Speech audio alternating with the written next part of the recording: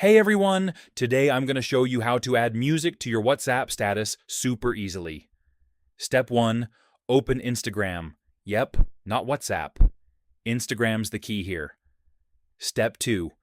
Go to the camera and upload the photo or video you want to use. Step 3. Add music. Tap the sticker icon on the top. Select music. Search for your favorite song or pick a trending one. Choose the part of the song you want and add it to your video. Step 4. Save the video. Tap the 3 dots at the top right. Hit Save.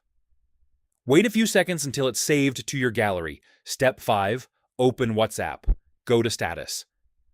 Upload your saved video, and that's it. Now, everyone who sees your status can hear the music you added. Pro tip: you can do the same with photos too.